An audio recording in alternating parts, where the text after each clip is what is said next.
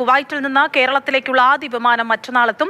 ഉച്ചയ്ക്ക് 2 മണിക്ക് Kuwait Airways വിമാനം പുറപ്പെടും. പശ്ചിമേഷ്യൻ സംഘർഷത്തിന് ശേഷം ആദ്യമായാണ് കുവൈറ്റിൽ നിന്ന് കേരളത്തിലേക്ക് സർവീസ് തുടങ്ങുന്നത്.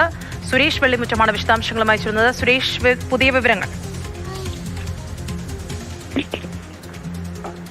ഈ പറയുന്നത് പോലെ ഏറ്റവും സന്തോഷകരമായിട്ടുള്ള ഒരു വാർത്തയാണിത്. കാരണം ഫെബ്രുവരി 28-നാണ് യുദ്ധം ആരംഭിക്കുന്നത്. അന്ന് കുവൈറ്റ് അന്താരാഷ്ട്ര വിമാനത്താവളം അടച്ചതാണ്. അതിനുശേഷം 5 തവണ കുവൈറ്റ് അന്താരാഷ്ട്ര വിമാനത്താവളത്തിലേക്ക് ഡ്രോൺ മിസൈൽ ആക്രമണങ്ങളും ഉണ്ടായി. എന്നിട്ട് പോലും അതിനെല്ലാം ശേഷം ഇപ്പോൾ കുവൈറ്റിൽ നിന്നും കേരളത്തിലേക്കുള്ള വിമാന സർവീസ് ആരംഭിക്കുകയാണ്. ഞായറാഴ്ച കേരളത്തിലേക്ക് മാത്രമല്ല 17 ഇടങ്ങളിലേക്കായിട്ടാണ് സർവീസ് ആരംഭിക്കുന്നത്.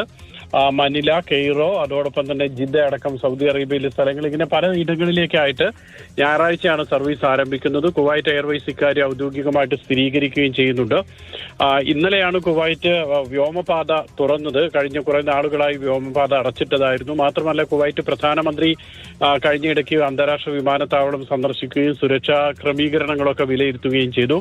അതിനുശേഷമാണ് വിമാന സർവീസ് ആരംഭിക്കാനുള്ള ഔദ്യോഗികമായിട്ടുള്ള അനുമതി കൊടുത്തത്.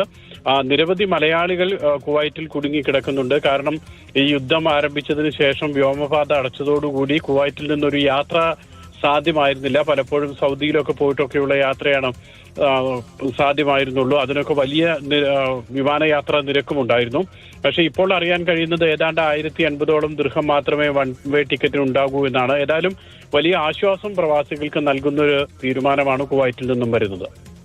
ശരി, സുരേഷ് വെള്ളിമുറ്റമാണ് വിശദാംശങ്ങൾ നൽകിയത്.